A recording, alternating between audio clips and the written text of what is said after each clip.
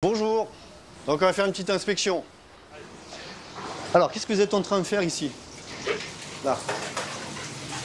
Oui. Vous pouvez m'expliquer ce que vous êtes en train de faire? Démonter les bombasses. Alors, on fait pas comme ça. Vous enlevez tout de suite l'eau et vous décongelez dans le frigo. D'accord. Ça, c'est pas bon. D'accord? Allez-y, tout de suite. Gilles est inspecteur des services vétérinaires. On décongèle pas comme ça à l'eau chaude parce qu'on maîtrise pas la température ou à l'eau froide. Ouais. Quand vous allez les remettre là-bas. Il contrôle l'hygiène des restaurants de la Côte d'Azur. Allez. Ça, c'est mis en fonction, ça va être utilisé après. Vous êtes en train de faire la mise en place. Enlevez votre montre, s'il vous plaît. La montre, s'il vous plaît. Vous voyez tout ça, là? Ça, c'est sale. C'est pas nettoyé régulièrement. Donc ça risque, il y a un risque de contamination pour les denrées que vous allez manipuler. Voilà, c'est tout. C'est pas plus compliqué que ça. Bon, alors. Écoutez-moi. Ça, c'est fait pour être là-dedans. D'accord? C'est pas fait pour être... L'été, pendant que les vacanciers profitent de la plage, des hommes et des femmes de l'ombre veillent. Ils sont inspecteurs à la direction départementale de la protection des populations. Restaurants, supermarchés, mais aussi camping ou club de vacances, rien n'échappe à leur contrôle. Sur les bords de la Sorgue, dans le Vaucluse, les adeptes du canoë-kayak ne le savent pas. Mais ils sont sous la protection de Marie-Carmen. Donc en fait, ils sont numérotés. Sur le côté, Voilà. Hein? sur le bord. Les sangles, elles tiennent bien. Là, c'est bien, c'est pas cassé. Voilà. On regarde un petit peu. Une inspectrice spécialisée dans le contrôle des installations sportives et hôtelières. Un petit coup de peinture. En fait, il faut que toujours l'endroit où l'enfant va s'asseoir et tout soit toujours très lisse. Qu'il n'y ait pas de risque ou de coupure ou d'écharde et tout ça. J'aimerais, s'il vous plaît, que vous me montriez ce que vous avez en stock en termes de loup, D'accord. de dorade D'accord. et de lotte. En Camargue, Yvan, lui, est spécialiste des produits de la mer. Très consommés en été, ils sont une des principales sources d'infections alimentaires. Origine Chine. Du grossiste au restaurateur, il passe toute la filière au peigne fin. Oui, je vends 2 cartons de lotte et voilà, nous on saute 2 cartons de lotte. En tout cas, son prix d'achat aussi n'a rien à voir. Ouais. Dans le Var, Lucien et Marie-Dominique, eux, travaillent en famille. Et leur spécialité, ce sont les marchés provençaux, qui parfois peuvent être des pièges à touristes. L'étiquetage n'est pas conforme aux normes spécifiques à l'huile d'olive. Mais on se dit, tiens, ça paraît bizarre. L'étiquette n'est pas bien collée, donc c'est artisanal. Des fois, quelques grosses affaires démarrent comme ça. Hein, quand on a des petits indices collés bout à bout, c'est comme une enquête de police, hein, c'est pareil. Vous n'avez pas de facture encore. Tous traquent sans relâche les fraudes et les contrefaçons. Pour garantir la sécurité des consommateurs, ils devront se montrer particulièrement vigilants. Le temps d'un été à la DDPP.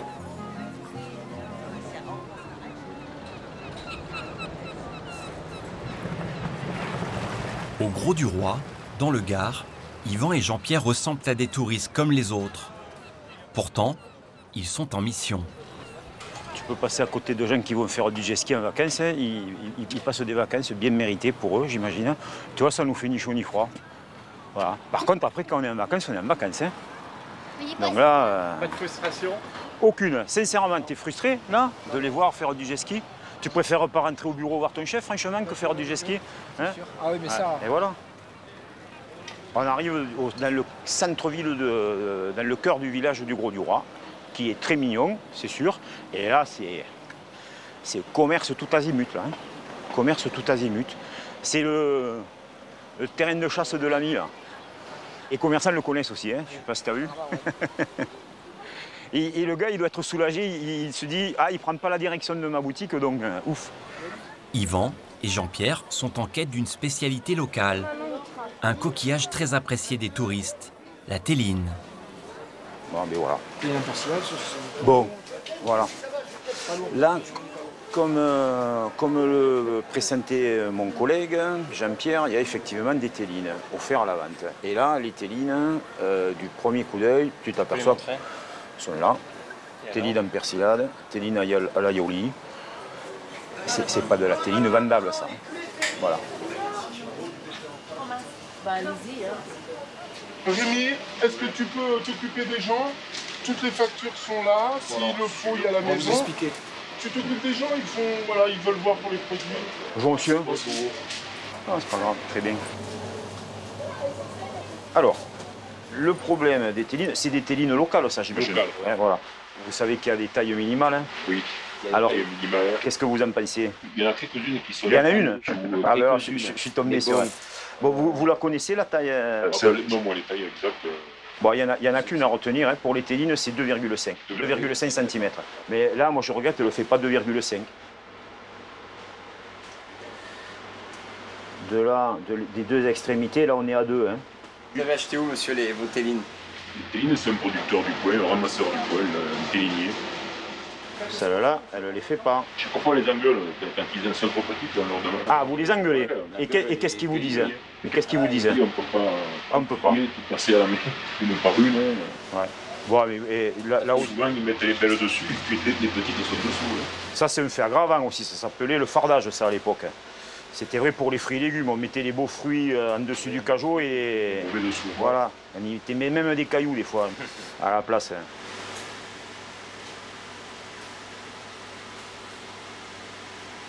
Ah, celle-là, elle est bonne. Mais là, on peut y passer la journée. Quand on parle avec des gens qui pêchent les télines, ils sont quand même très souvent dans le déni. Voilà, ils doivent considérer que la réglementation est mal faite, que c'est un métier dur, ça doit être vrai, hein, que c'est un métier dur, hein, sauf que c'est pas le sujet. Taxi, c'est un métier très dur, c'est pas pour autant qu'il ne faut pas respecter le code de la route. Hein. Enfin, je pense, hein, je sais pas, hein, je suis pas gendarme. Hein. Mais moi, je ne suis pas payé au PV. Moi, ce que j'aimerais, c'est que les télines qui soient sur le marché, elles soient conformes, c'est tout. Elle fait 1,9, celle-là aussi. Bon, là, c'est un réel problème. Hein. Pendant qu'Yvan vérifie les télines, Jean-Pierre, lui, a repéré quelques indices, lui laissant craindre un manque d'hygiène. Pas les encornets farcis. Il procède donc à des prélèvements. Allez, Scipion, allons-y. Ça, c'est ce que je prépare, moi. Encornet, c'est vous qui faites? On n'a pas... Oui, c'est moi qui fais. Dernier. Là, je pense que c'est pas peine d'en mettre... Vous êtes troublé, en fait, c'est ça? Non, je suis pas troublé parce que... Oh non, je panique pas du tout. Si je paniquais, c'est que j'aurais quelque chose à... Oh non, non. Oui, elle est là, la carte. On fait la recherche bactériologique sur ces produits-là, de façon à apprécier à la fois le caractère de dangerosité du produit, si éventuellement il y en a, et l'état sanitaire en lui-même. Là, je pense que c'est bon. Ça me dégrade un peu dans mon travail parce que, voilà, moi je sais que je travaille correctement, pas le plus correctement du monde parce que d'une année à l'autre on en rajoute toujours au niveau de l'hygiène. Ça devient bientôt plus possible de travailler. Pour les résultats du laboratoire, il faudra attendre plusieurs jours. Faites attention, à vouloir déjà trop attirer le chaland, des fois on se trompe ou on le trompe. Hein, donc, ouais. Pour les télines, en revanche, le patron doit s'acquitter d'une amende de 1 500 €. Ça, moi, je le prends sur moi et c'est clairement quelque chose de pas bien, je l'assume. On le laisse comme ça, je ne vais pas faire jeter ça dans les poubelles. Ça me fait mal au cœur, regardez ça. Elles peuvent être consommées, mais c'est pas bien. J'espère que la sanction financière permettra de dissuader ce genre de choses. Il faut que vous nettoyiez. Donc, du coup, effectivement, bon courage. Merci. La loi impose de détruire toute denrée jugée dangereuse. Les télines sont trop petites, mais Yvan les estime consommables.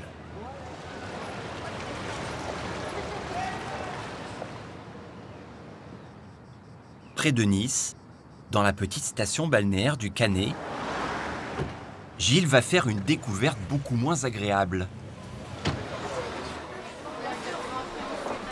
Il arrive par surprise dans ce restaurant.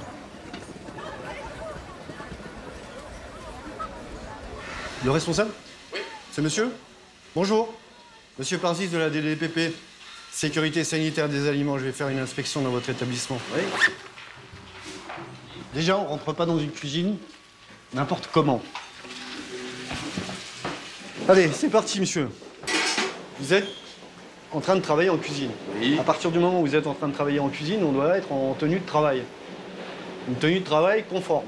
Oui. Il doit comporter au moins, comme votre... Comme mon employé. Ouais. Comme votre employé, Ouais. Chaussures, pantalons, Ouais. vareuse, Ouais, tablier, ouais, non, calot. ça, je connais. Mais il fait tellement chaud. Non, monsieur. Ça marche pas comme oui, ça. je sais. Ça marche pas comme ça. Ouais. Lui en tenue, Ouais. vous l'êtes pas. Ouais. Donc ça, c'est pas bon. L'été, la chaleur pose de gros problèmes sanitaires, surtout dans les frigos. Quelle est la température Entre 3, 4, ça dépend. Oui, mais là, il est à cette température-là, mais à l'intérieur... ça doit tourner entre 0 et 4. Ouais, écoutez-moi. Non, mais attendez, vous êtes bien gentil, moi j'ai un métier. Moi aussi, monsieur. Non, mais d'accord. Mais je veux dire, il faut que je travaille en même temps. Donc, écoutez-moi. On pourra en discuter, les règles. Non, on va en discuter après, mais là, vous allez m'écouter. Voilà. D'accord? Oui, non, mais... Les températures qui doivent régner ici doivent être maximum 4 degrés Celsius. Je sais. On est déjà sur l'afficheur digital à 5. Oui, mais est-ce que c'est vraiment le cas?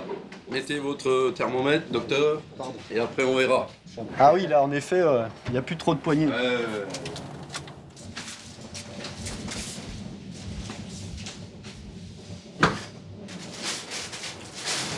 Vous allez avoir des surprises, monsieur. Ah oui, des surprises, oui. Si je vous dis ça, c'est pas pour rien. Non, mais je connais. 5,7 degrés Celsius. Donc, tout le stock est là. Le stock, il y a de la mise en place là. Après, je vais vous montrer, j'ai une chambre froide en bas. Vous avez une chambre froide en bas? Alors, vous allez Allez, tant que ça travaille là, on va en bas. Là, vous allez me tirer les cheveux, mais j'en ai plus. Je vous tirerai les oreilles, alors. Eh ben voilà. Ça, c'est la partie sous-sol. On a arrangé comme on a pu. Voilà. C'est pas trop mal. Oui, ça pourrait être mieux, mais... Voilà. Là, on vient de faire de la purée, donc on l'a mis à refroidir. Alors, vous allez me dire, normalement, il faut une cellule de refroidissement aussi. Ouais, je sais pas que je vais vous le dire, c'est sûr. Ah voilà, non, mais je connais les règles. Alors pourquoi vous les appliquez pas? Parce que, pourquoi on les applique pas? Vous voulez qu'on fasse ensemble tous les établissements? Au bord de la plage et tout? C'est moi qui les fais. Faites-les plus souvent, puis on verra. Vous n'avez pas de cellule, donc vous arrêtez de faire ça. On ferme l'établissement. Non. Voilà. Je sais pas ce que je vous dis. Non, mais je sais. Vous arrêtez de faire ça, ou vous acquérez une cellule de refroidissement. Pas de soucis. Allez-y, on va remonter, ça n'a rien à faire là. Ok. Ça va pas, non? Bah ouais. Non, mais la cellule, je sais qu'il faut que j'achète. Bah alors? Alors? Vous attendez quoi? J'attends quoi? Allez, expliquez-moi, c'est quoi ça? Ça, c'est de la volaille. Et ça vient d'où? C'est moi qui l'ai surgelé. Comment? Quand? Il y a quoi? Je vous montrerai la facture. Après, j'ai défait tout de suite et je l'ai surgelé. Aucune preuve. Comment? Aucune preuve. Si, je vous montrerai, il n'y a pas de souci. Ouais. La viande a pu être congelée plusieurs fois, ce qui est très dangereux. Allez, montrez-moi les factures. Voilà, c'est quoi? C'est une facture ou c'est un bon de livraison? Non, ça c'était le bon de livraison, et voilà. La facture, bon, il a dû me l'envoyer avant. Donc la marchandise, elle est arrivée là, le 306. On ne sait pas s'il a eu une transformation, c'est-à-dire une congélation, une surgélation, quelque chose comme ça. Il n'y a pas d'information. On ne sait pas quand, on ne sait pas qui, on ne sait pas comment. Je vais mettre un avertissement. Ça veut dire que la prochaine fois, il aura une contravention. Et Gilles est du genre incorruptible. Vous voulez voir quelque chose? Moi non, ça va, merci. De l'eau? Je suis sobre comme un chameau. Ah bon? Cette fois, aucune souplesse. Les viandes sans étiquette sont détruites. Vous savez, c'est vrai, c'est vous qui prenez la... C'est vous. Non, mettez-le carrément dedans. Voilà, parce que sinon, on va être... Vous allez en mettre plein votre truc, là, puis la prochaine fois, écoutez, vous commandez, vous gardez les étiquettes. La première fois? Ah ouais. Il faut toujours une première fois. Oui, je sais. D'accord? Et j'espère que ce sera la dernière. Oui. Bien. Merci beaucoup. Merci. Je ne vous dis pas pour l'instant la prochaine fois, mais faites le nécessaire. Pas de souci, ça sera fait. Allez. Au revoir, bonne journée. Merci. Dans la profession, Gilles s'est taillé la réputation d'un inspecteur intransigeant. Et il l'assume. En 3 mois, lui et ses collègues des Alpes-Maritimes ont fait procéder à 14 fermetures de restaurants. Demain, il ira voir le dernier d'entre eux pour envisager une réouverture. Mais une surprise l'attend. Sur le littoral, les dangers et les arnaques ne sont pas que dans les restaurants. J'ai chaud. Près de Toulon, en Provence, Lucien et Marie-Dominique se sont levés tôt ce matin pour faire le marché. Heureusement qu'on fait de la randonnée des fois le week-end. Lucien et Marie-Dominique vivent et travaillent ensemble. Ces deux inspecteurs de la DDPP traquent les étiquettes des produits régionaux vendus aux touristes. Arnica, huile d'arbaté, menthol, graines de marronnier. Et ça, c'est pour tout ce qui est des crampes. Ah, ma mère, c'est des crampes. Alors les crampes, à 1 minute, vous n'avez plus de crampes. Ils se font d'abord passer pour des touristes. Bonjour monsieur. Alors, moi j'ai des varices, des escarres, de l'hypertension, de la bronchite, de la migraine. Qu'est-ce que c'est?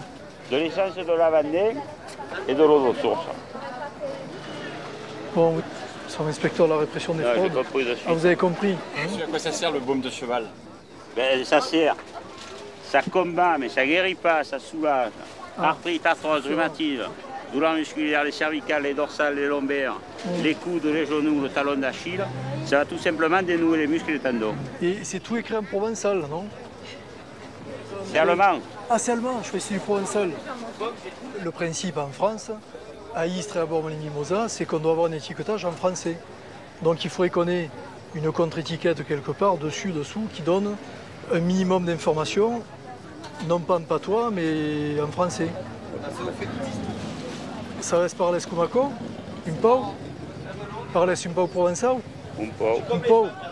Mais à quoi est-ce pas des provençaux? Hein? Oui. Est-ce pas des provençaux à quoi? Vous parlez provençal? Oui.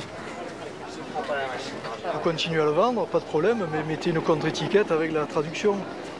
Sur ce marché provençal, il y a un produit qu'ils surveillent particulièrement, car il fait l'objet de nombreuses fraudes. C'est l'olive. Bonjour, monsieur, dame. Bonjour, monsieur. Vous voulez la carte, non, monsieur? Oui, votre enregistrement commercial. J'ai eu un rapport. Saint-Tropez, oui. Oui, Ce sont des crèmes. des condiments, en fait, des produits dérivés de l'olive. Des tartinables. Avec juste l'indication d'un lot. Donc, et donc le responsable de ce stand nous indique qu'il achète les pots comme ça, sans étiquette, juste avec un numéro de lot. Là, il y a un risque de botulisme. Donc nous, la constatation de produits comme ça non étiquetés, on veut bien vous croire que vous les recevez comme ça. En revanche... Oui, je comprends. Là, vous endossez la responsabilité du produit, alors que ce n'est pas vous qui avez fabriqué au départ. Vous avez le document de... Un collègue vous a parlé du risque botulisme. Or, c'est pas qu'on voit le mal partout, c'est pas ça.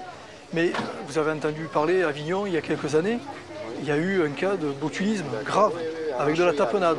Et le botulisme, enfin, je ne sais pas si vous savez ce que c'est, mais ça peut entraîner la mort. Il y a des dégâts énormes derrière, dans certains cas. Mais là il faut être vigilant là-dessus. C'est la raison pour laquelle on vous l'indique et on insiste sur ce type de produit. L'étiquetage n'est pas conforme aux normes spécifiques à l'huile d'olive.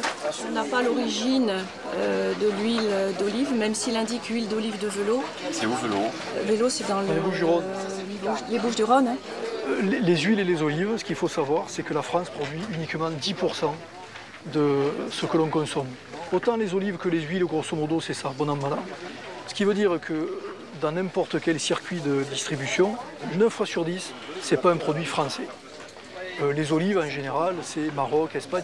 Encore une fois, ce n'est pas un problème de qualité. On ne dit pas que les olives du Maroc ne sont pas bonnes ou les olives d'Espagne ne sont pas bonnes. Ce n'est pas ça le problème. C'est qu'il ne faut pas non plus laisser croire aux clients qu'on a des olives françaises, des olives de la région. Non, mais là, c'est pas un problème. Et les suites? Demande d'enquête aux collègues des Bouches-du-Rhône, là, certainement. Impérativement, je dirais. Monsieur, je m'appelle des messieurs. Oui, c'est possible aussi. Et vous voyez, après, on se connaît entre nous, vous voyez. Non, mais faites retomber la pression. Ah oui, mais monsieur, regardez les sentiments clairs. Non, allez. Et ça, je le rends, de toute façon. Hein. C'est peut-être mieux. Mais on ne vous y oblige pas. Bonne journée. Ça fait 20 ans que je fais quand même un métier. Bien. Allez, bonne journée, au revoir, messieurs, dames. Il a retiré les bouteilles? Nous, on n'a pas le pouvoir de retirer le produit parce que manifestement, il n'y a pas d'éléments au plan sanitaire et de danger particulier. Mais vu la multitude d'anomalies sur l'étiquetage, l'étiquette qui n'est pas bien collée, on peut penser que c'est relativement artisanal. Et qui dit artisanal, des fois on tombe sur des petits faiseurs qui font des coups, comme ça. Et de l'huile qui est prétendue française, on se retrouve avec de l'huile espagnole, de l'huile du Maroc ou de je ne sais où. Ce jour-là, le vendeur a accepté l'intervention des inspecteurs. Mais ce n'est pas toujours le cas. Dans quelques jours, Lucien et Marie-Dominique vont devoir agir sous protection policière.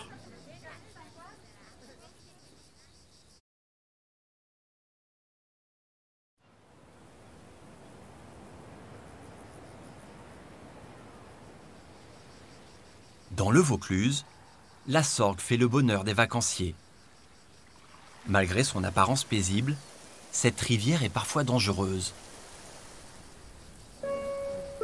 Nous allons faire un test d'évacuation. Ceci est juste un test. Making a test. No problem, no worry. Monique et Marie-Carmen sont inspectrices de la répression des fraudes. Aujourd'hui, elles contrôlent ce camping situé sur les rives de la Sorgue. Pour des raisons de sécurité, vous êtes priés de vous rassembler à l'entrée du camping. Tous les campings sont équipés du même message pour l'évacuation des lieux. Je dis à tout le monde que c'était un test, j'espère qu'on va pas avoir tous les clients qui vont. Mais c'est bien, au moins on verra. On verra que ça marche. Ça marche. Ouais. On sait qu'on avait remis le haut-parleur, on l'avait réorienté. Voilà. Voilà, l'intensité est bonne. Cette alarme sert à prévenir les touristes en cas d'inondation. Voilà, donc je vais vous demander de l'arrêter. Maintenant, c'est bon. C'est bon ? Ouais, c'est bon.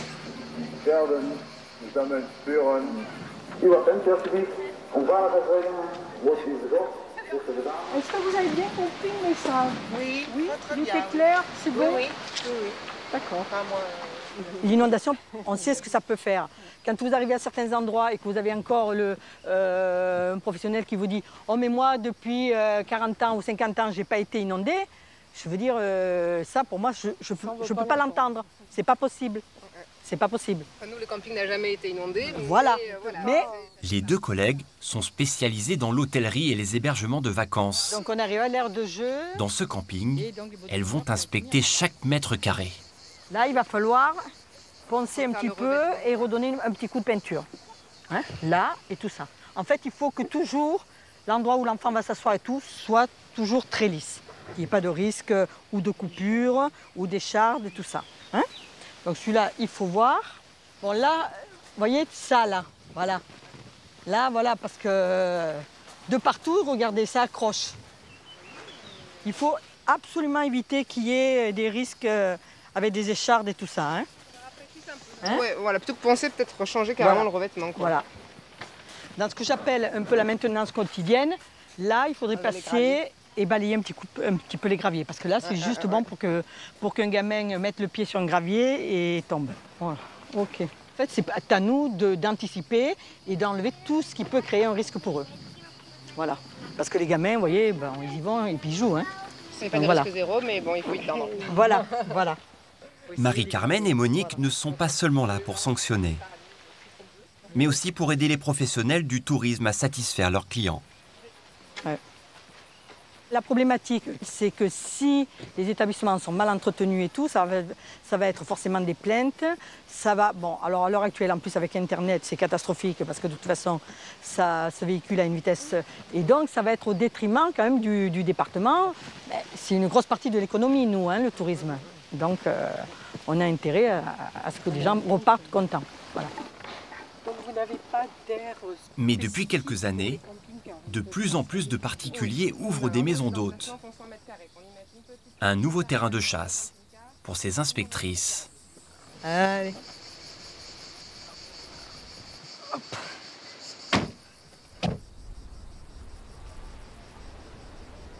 À Nice, au siège de la direction départementale de la protection des populations, Gilles débute sa journée. Lui ne manque pas de terrain de chasse.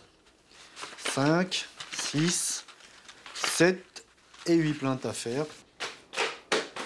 Ok. C'est quel genre de plainte là? Alors, ici on a Une pseudo-toxine-infection alimentaire, donc on va la traiter en plainte. C'est sur un camion pizza. Des plaintes adressées par des consommateurs. Un supermarché. La viande est verdâtre, non, en effet, avariée ou noirâtre, passée de couleur. Je le fais surtout car beaucoup de personnes âgées se servent dans ce magasin et risquent une intoxication alimentaire.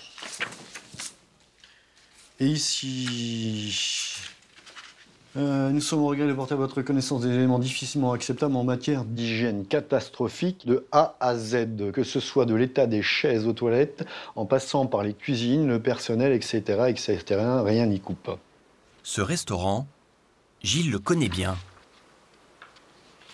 Donc on va faire le restaurant et on verra bien ce qu'on trouve. Il a ordonné la fermeture de ses cuisines la semaine dernière. Ouais. Situé dans le Vieux-Nice, il présentait des risques sanitaires élevés.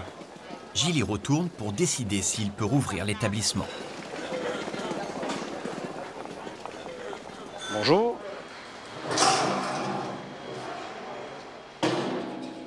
Ça sert à quoi? Si ça sert à rien, il faut l'éliminer. Hein. Sinon, il faut le nettoyer.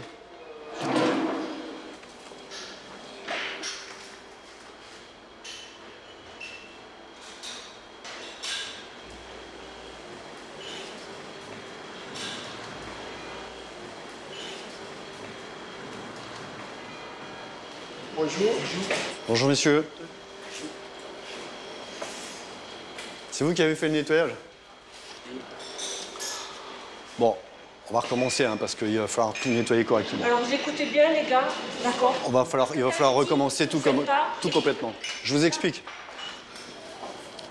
Regardez là. Tout ça, ça va être nettoyé. Hein. Ouais. Je sais pas, c'est le projet que... Celui-là, rien que vous avez fait la remarque. J'ai fait la remarque. Ok. Par contre, quand je vais revenir là, parce que là on a un problème de joint quand même. Hein. Regardez, ça ferme pas bien. Donc forcément, regardez, ça marche pas bien. Alors, nettoyage. Vous reprenez le nettoyage. Vous écoutez les gars. Regardez encore. Ça bouge encore. Ça bouge encore là.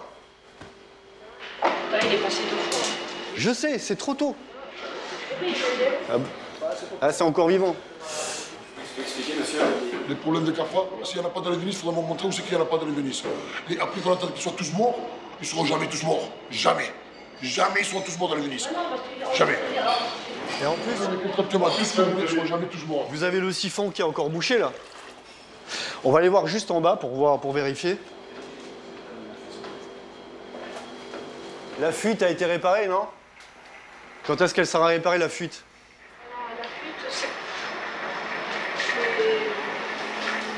Ah, c'est moyen. Hein.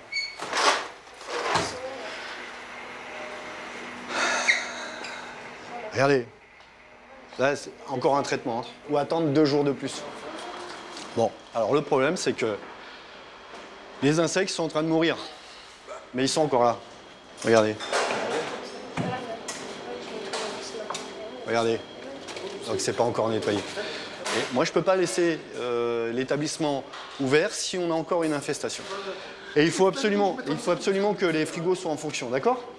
Allez, je vous laisse parce que de toute façon, vous avez du boulot. Vous mettez la clé, vite fait. Éponge avec tout, vous désinfectez tout. Bougez-vous, hein. Allez, pour voir si c'est OK. Au revoir, messieurs. Pour les gérants, cette fermeture d'une semaine, ce sont des milliers d'euros de chiffre d'affaires en moins. Pour éviter ce genre de désagrément, mieux vaut se conformer aux demandes des inspecteurs. C'est en tout cas le choix qu'a fait le restaurant du Canet. Alors, l'andouillette. Averti par Gilles la semaine dernière. C'est quelle blague vous préparez? Alors ça, c'est un calamar minute avec des frites maison, le persil. On y va, s'il vous plaît, la salle. Alors, un calamar. Depuis l'inspection, quelque chose a changé dans son établissement.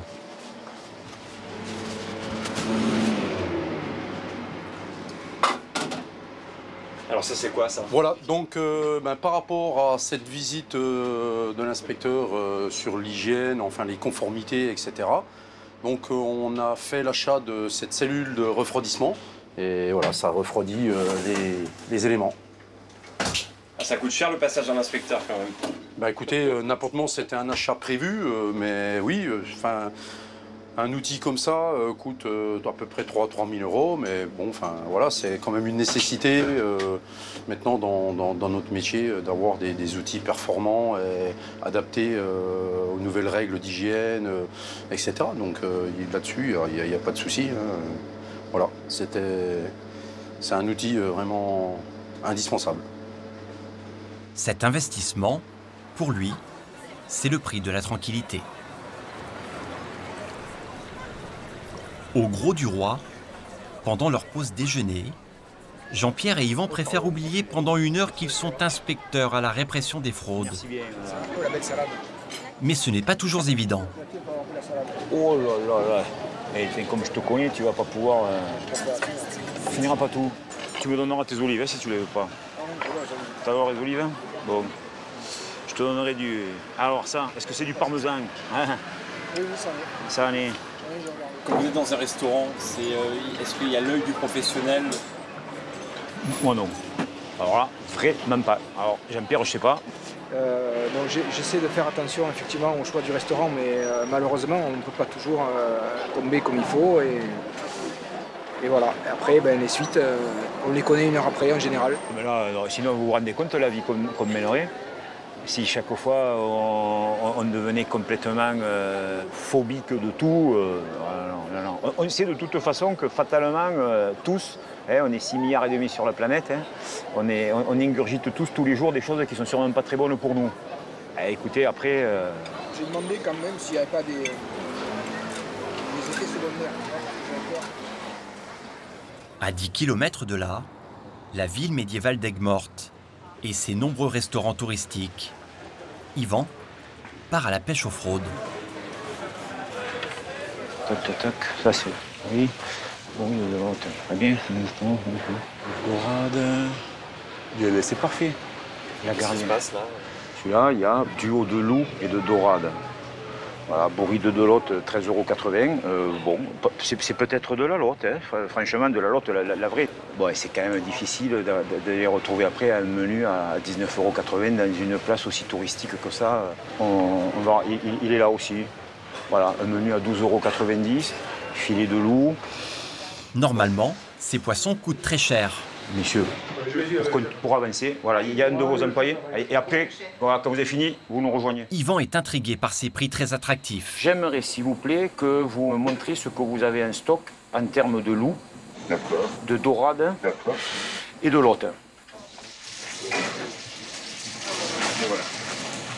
Bon, parfait. Ok. C'est de la lotte, hein? De la lotte. Pas tout à fait. Pas tout à fait. C'est lotte de Chine. Origine Chine.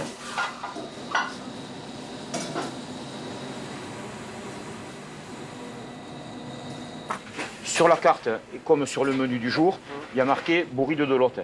Bourride de lotte, c'est réglementairement prévu pour la lotte, le poisson lotte, la lotte d'ici. Là, celle-là, c'est la lotte de Chine. Moi, je demande 2 cartons de lotte et nous, on saute 2 cartons de lotte. Mais enfin, ça n'a rien à voir comme poisson, il faut que vous le sachiez. En tout cas, son prix d'achat aussi n'a rien à voir. Ouais. Ce qu'il faut que vous reteniez, c'est que la lotte, tout court, et la lotte de Chine, c'est pas le même poisson. Donc, sur votre carte, il faut indiquer lotte de Chine. Alors, ça peut paraître pas des plus porteurs, c'est possible, mais pourtant, c'est ce qu'il faut faire. On va aller à la réserve. Hein. On va aller chercher. C'est loin? Yvan a des soupçons sur d'autres poissons inscrits à la carte. On va simplement le poser là pour l'instant. Ça, c'est la bonne dorade. Ça, c'est la meilleure. Franchement, c'est un très bon produit. J'en suis très content. D'accord. Dorade Sébastien. Vous allez être démoralisé, mais la dorade de Sébastien, c'est différent de la dorade. La dorade de Sébastien, bon, origine Islande, hein, c'est une dénomination commerciale tout à fait légale, ça, la dorade de Sébastien. Et la dorade tout court, malheureusement, c'est pas le même poisson que la dorade de Sébastien. Voilà. Donc, tout ça entretient une confusion et des méprises parfois. Ça, super bon, ça veut dire... Non, mais ça, c'est possible que ce soit super beau, mais c'est pas le même poisson. Allez, on vous laisse passer devant parce que c'est chargé. C'est pas lourd? Bon, ça va. Le restaurateur s'acquittera d'une amende de 1 500 € pour dénomination mensongère et il devra changer sa carte.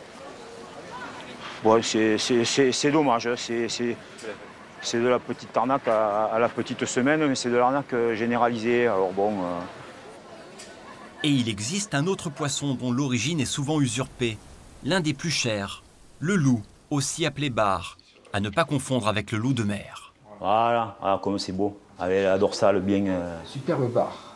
Intuitivement, on voit bien que le bar, d'abord qui est très rarement présenté en filet, hein. Tu achètes un bar au restaurant, c'est le bar en entier. Tu vas chez le poissonnier, tu l'achètes, il est en entier. C'est un beau poisson, un bon poisson, etc. Le loup de mer, c'est une tête, c'est dégueulasse, quoi. Tu ne verras jamais un loup de mer tout seul. Essaye de lui trouver, s'il te plaît, la tête d'un loup de mer, là, Anaricas lupus, c'est hideux. Tu mets ça sur l'étal d'un poissonnier et tout le monde s'en va. Ah, ça, t'en mangerais, toi, de ça? Enfin bon, c'est assez loin du bar, quoi. Hein. Mais là, depuis le temps que ça existe, cette fraude-là, enfin, je veux dire, ça existe avant même que le loup existe, quoi. Hein.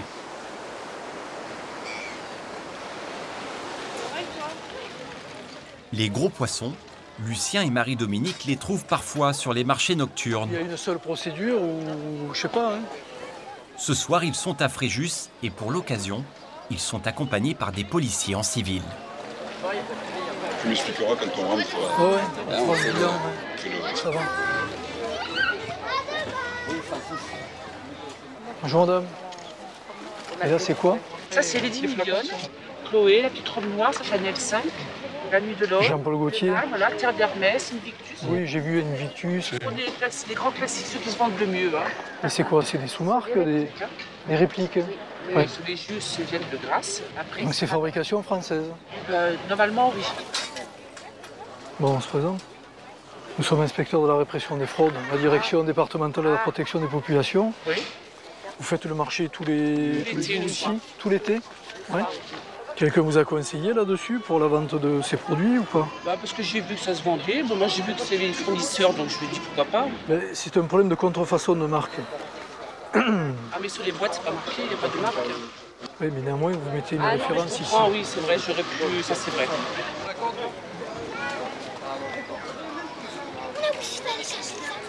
Ça c'est quoi, La Vie est belle? C'est celui-là?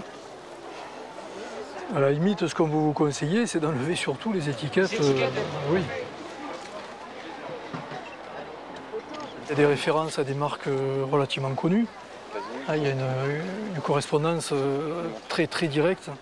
Mais par exemple ici, Nina Ricci, numéro 5 sans commentaire, avec un C. Invictus, D c'est Dior pour homme. Dès que l'infraction est constatée, la police intervient à son tour. Non mais là par contre, vous avez la facture. J'ai une partie, je sais pas si c'est facturé ou pas, je vous dirai. Demain matin, vous passerez et je vous en prendrai sur procès verbal. La suite à ce dossier-là, ça sera quoi? Ça sera transmis au parquet et ensuite le procureur décidera des suites à donner sur la procédure. Cette opération conjointe avec la police permet d'accélérer les enquêtes en saisissant le parquet plus rapidement et les procédures. Elle permet aussi de protéger les agents de la DDPP.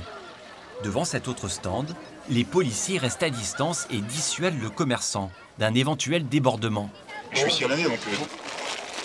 Alors là, warning, machin, made in China, il n'y a rien en France. Et ce produit-là, vous l'avez comme ça quand vous l'achetez. Vous avez la facture là du fournisseur? Non? Bon. Des ballons, il y en a 9, 10, 11, 12, 13 ballons. Si on est appelé à relever une contravention, c'est par nombre d'articles que la contravention est relevée. Donc 13 ballons, 13 contraventions. Parce que c'est pas normal de trouver des... Ah oui, là, moi je ne savais pas comment ça marchait justement. Alors. Pour une simple amende, le montant peut s'élever à 1 500 €. Pour ces 13 ballons mal étiquetés, le fournisseur risque un PV de 10 000 €. Des sommes qui suscitent parfois des réactions agressives de la part de certains commerçants. C'est jamais, hein, ça peut... Il y a beaucoup de monde quand même, donc je pense pas qu'un commerçant s'amuse à être grossier ou violent. Mais néanmoins, On peut constater qu'il y a, moi je dirais, une dégradation un petit peu de la relation humaine qui existe entre contrôleurs contrôlés. Pour X raisons, c'est la société qui évolue, certainement aussi. Moi j'apprécie en tout cas d'être protégée et puis par plusieurs personnes même. Donc, oui.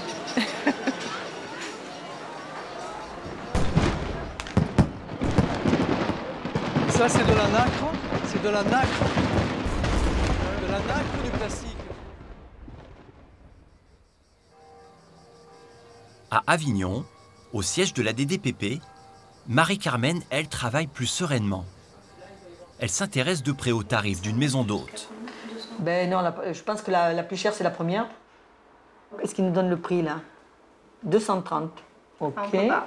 Qui? On peut cliquer que sur le premier. Essayez de remplir juste pour qu'on voit, parce que on n'a pas la main. On peut pas. Pourquoi on peut pas?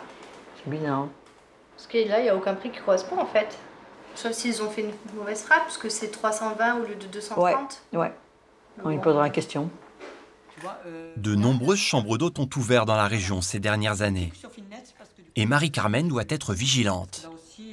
Au départ, quand les gens ouvraient des chambres d'hôtes, leur conception était que ce n'était pas un hôtel. Donc ils avaient l'impression qu'ils n'étaient pas soumis aux mêmes règles que l'hôtel. Donc on essaie de rééquilibrer un petit peu, surtout que là on arrive, dès qu'on arrive sur des chambres d'hôtes un peu luxueuses, on arrive sur des prix qui dépassent le prix de la majorité des hôtels. La maison d'hôte est située dans le parc naturel du Luberon, dans un luxueux domaine d'1 hectare.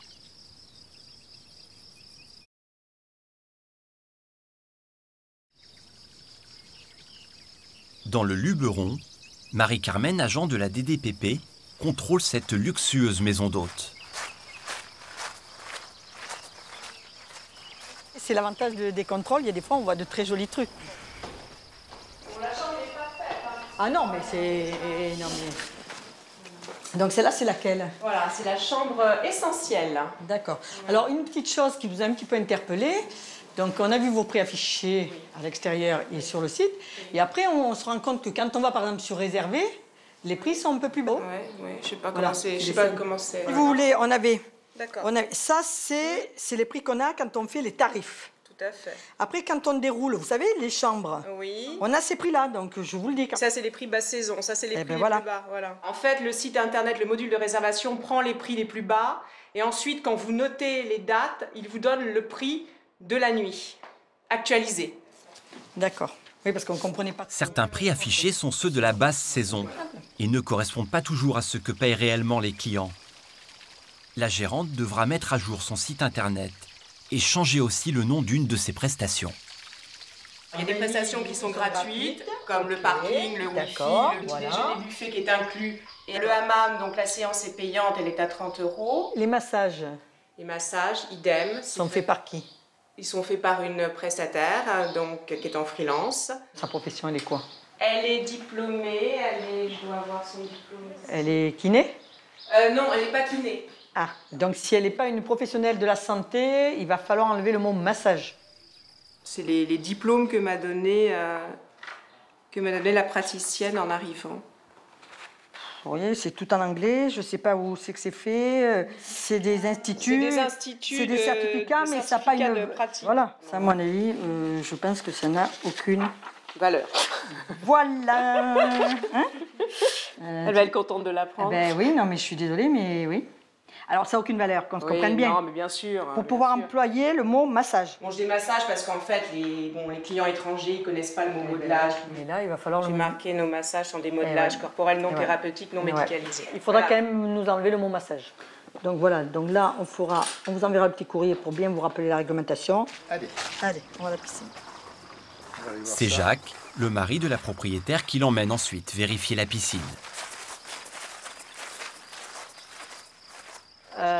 Donc en matière d'affichage... Alors vous avez les affichages qui sont ici, pour ce qui concerne le bassin. Elle a quelle profondeur votre piscine? Alors on varie de 1,10 m à 1,90 m. Vous avez 1,90 m ici. 145. Vous avez 1,43 m. C'est alors Mon petit souci, c'est que c'est pas très visible. Donc ce qui serait peut-être bien pour la saison prochaine, c'est plutôt que de le mettre sur le bord, c'est de le mettre comme ça là. C'est-à-dire? Parce que la notion est donnée que ça doit être visible du bassin. Ah, d'accord. Voilà. Donc il faut le Voilà. mettre à l'intérieur du bassin? Eh oui. Hein? D'accord. Vous voyez, quand la personne est dans l'eau, c'est pas visible. Oui. Voilà. C'est Alors, mettre des sous-titres sur une évidence quand même, hein, Ouais, puisque mais- vous avez un bassin qui est en pente douce. Ouais. Et je pense que chaque oui, mais baigneur si vous voulez de là, regardez, on part. est quand même informé On part d'une pente de on part à peine piscine. d'un mètre et on va. Donc grosso modo, vous, voilà, il me manque juste à améliorer, on va dire, Ce marquage, ce marquage. sur l'intérieur. Hein? D'accord. Donc Essayer de trouver quelque chose de... voilà, de joli, oui.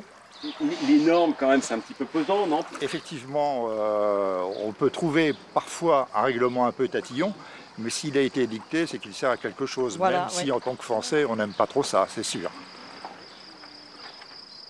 En 22 ans de service, Marie-Carmen a procédé à des milliers d'inspections.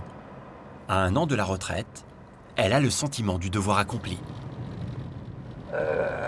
Moi, par exemple, par rapport au moment où j'ai commencé, l'amélioration, on l'a vu. Donc ça prouve que quand même, on sert à quelque chose. Voilà, donc cette notion d'utilité, voilà, de pouvoir rendre service, puis la notion de service public qui est quand même important. Je pense qu'on y est quand même attaché. À Nîmes, Yvan et Jean-Pierre viennent de recevoir des résultats d'analyse. Des échantillons de poissons et de fruits de mer prélevés chez le traiteur du Gros du Roi. Mauvais résultat. Enfin, ils ont relevé quand même quelques germes, des taux de micro-organismes aérobies et des Escherichia coli. C'est des germes témoins de contamination fécale en fait. Donc, c'est un bien grand mot, mais bon, c'est des produits, ce sont des germes qui globalement sont détruits par la chaleur. Mais si sa cuisson n'est pas parfaite, il va en rester. Et c'est ce qu'on a pu, par exemple, c'est ce qu'on a pu déterminer, enfin, c'est ce que le laboratoire a pu déterminer quand il nous a fait le résultat des analyses. Ça veut dire qu'ils ne savent pas beaucoup les mains Alors, après, oui, c'est vrai qu'il y a... les toilettes ou, Oui, c'est possible aussi. Donc on a 5 sur 7 qui posent ce problème-là. 5 sur 7. Il y a les supions grillés, non, les encornets farcis, c'est bon. Le filet de rouget aussi, le thon à la provençale, la sèche aussi, la sèche chétoise qui pose des problèmes. Pareil, un taux de micro-organismes aérobies. 5 échantillons sur 7 sont contaminés par des bactéries.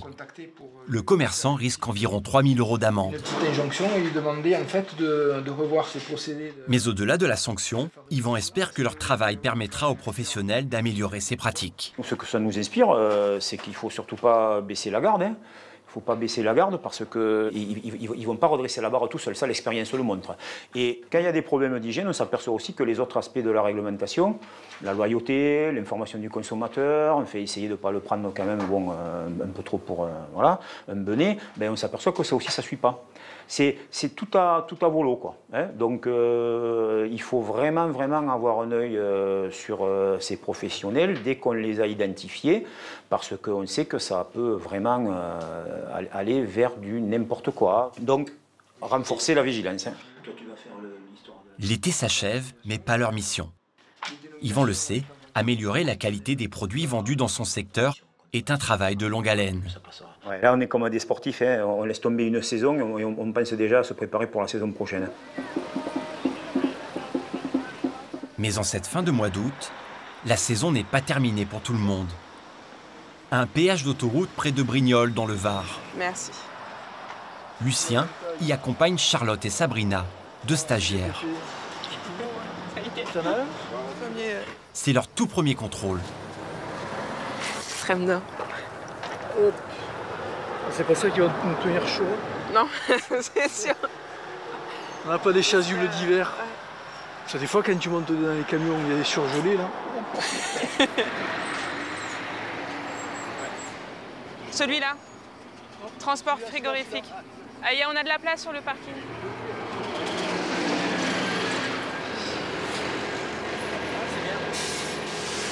Là, ça, c'est un peu... C'est un peu... Vous n'êtes pas trop perdu là Non, c'est un peu embouteillé. Bon, c'est vrai que ça surprend un peu dispositif, mais sinon... Du poisson. Bon, ça, c'est une entreprise qu'on connaît.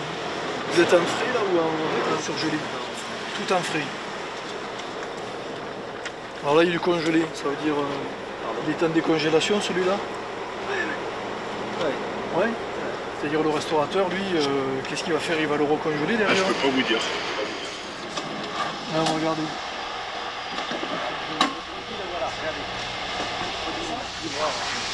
Un produit a été décongelé. Le camionneur est en infraction. Mais il va tenter de profiter du manque d'expérience de Charlotte. Là, on a un produit congelé, c'est pas la même chose. Et votre nom, s'il vous plaît? Mon nom, c'est Eric. Et votre nom de Mais moi, vous demandez à l'entreprise par rapport au... Je ne vais pas vous donner mon nom. Si, monsieur. Si, monsieur. Alors, attendez. Demandez à l'entreprise. Les collègues gendarmes. Je donne mon nom. Oui. Non, monsieur, moi j'ai besoin de votre identité. J'ai besoin de votre identité.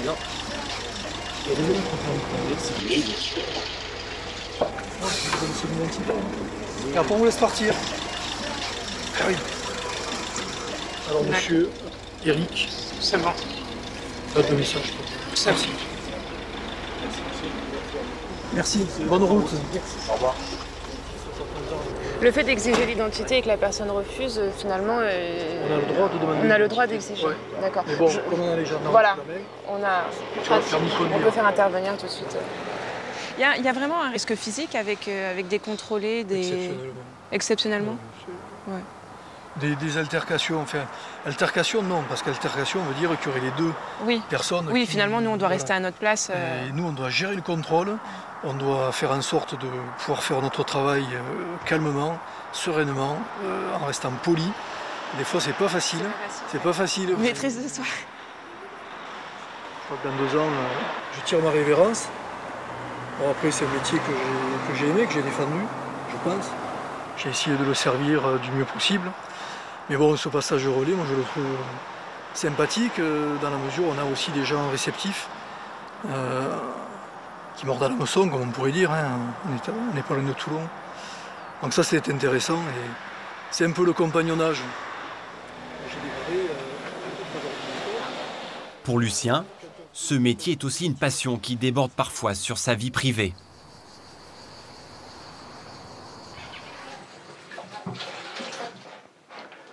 Tiens. Hop. En principe, on ne met pas les trucs d'un jardin qui est sur un plan de travail. Bon. Ah, c'est une bonne, oui. 2 inspecteurs des fraudes qui vivent ensemble, ça fait des clashs? Non. Non, c'est... Non, on tire un trait des fois. Hein. Une fois la porte on discute, fermée, on discute plus de ça. Tiens, au jour, regarde. Voilà, burrata, ça donne ça. Tomate ananas, tomate cœur de bœuf et puis quelques crimées ici. Un peu de basilic, du pesto. Il est bon, vin? Oh la vache. Ça, c'est parfumé. S'il continue les marchés depuis tant d'années, c'est aussi parce que Lucien est un bon vivant. Ouais. Il y a un côté un peu bonbon anglais. Un goût des bons produits qu'il a aussi transmis à ses enfants. Moi, je veux des ça aux vacances. Ouais, mais nous, c'est pas les vacances. Hein. Eux aussi font attention quand ils passent la porte d'un restaurant. L'acidité de la tomate, du vinaigre. Ça sert à avoir un regard par rapport à l'hygiène et par rapport à l'alimentation, par rapport aux normes et enfin vraiment l'hygiène quoi. Ça permet lorsqu'on va au restaurant en fait de se dire qu'il y a quand même des personnes qui contrôlent, ça évite de manger un petit peu n'importe quoi. Moi, j'apprends et puis c'est vrai que des fois quand je vais manger avec mes amis au restaurant, je me dis ah bah tiens là ils ont pas bien fait telle chose ou on apprend aussi. C'est important pour vous d'avoir inculqué ça à vos enfants? Je pense que ça a dû prendre quand même un petit peu, parce que quand je suis invité chez eux, on mange pas mal, donc ça me fait plaisir. Comme les policiers, les agents de la DDPP sont parfois sous pression lorsqu'ils multiplient les contrôles. Dans leur métier, savoir décompresser est essentiel. Lucien et Marie-Dominique le font en famille. Gilles, lui, le fait sur son bateau, avec ses amis. Allez, on va essayer de C'est quoi mettre... là? Qu'est-ce qui se passe? C'est une compétition de... Ah ouais, une compétition de vieux wakers. De vieux? De vieux wakers, c'est-à-dire que... C'est un sport de jeunes, les wake. Ouais, mais là, ça fait longtemps qu'on n'en a pas fait. Et on est impatient de se mettre à l'eau et d'y rester d'ailleurs. Il est bon au wake, Gilles? C'est un petit vieux qui se débrouille. Heureusement que je suis là. En plus, Voilà, Florent, il rabaisse la moyenne d'âge. Allez les moussaillons, vous me mettez, vous me relevez les boots. C'est chouette de bosser ici, non? Bah, c'est chouette de bosser partout, c'est chouette de bosser d'ailleurs. Mais ici, c'est vrai qu'on a la possibilité après de se détendre avec des passions différentes d'autres régions. Non, on serait en Savoie, bah, ce serait le ski. Hein. Bon, enfin, on en fait aussi quand même. Mouille-toi un peu, Gilles. Hein.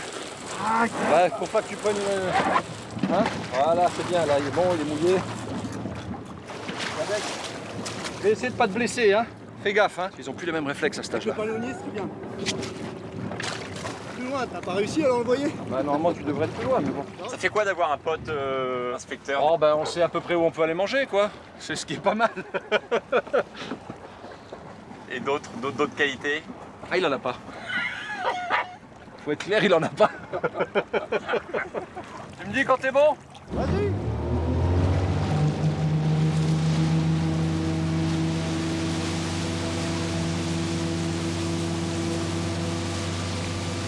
Et pour une fois, ce jour-là, Ça sent la gamelle, ça sent la gamelle. c'est Gilles qui part à la faute. Il est bon mon bateau vu d'ici. Hey, t'as vu la belle vague que je te fais?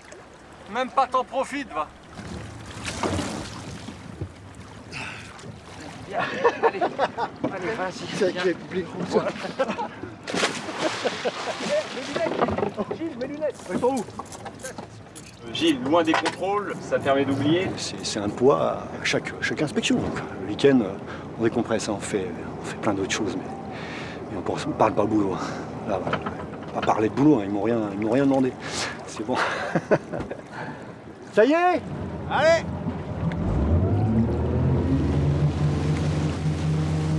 Quelques heures de répit pour finir un été mouvementé. En 3 mois, Gilles, Lucien, Yvan et Marie-Carmen auront réalisé à eux 4 près de 300 contrôles et distribué près de 100 000 € d'amende. Une vigilance de tous les instants, au service de nos vacances. Le temps d'un été à la DDPP.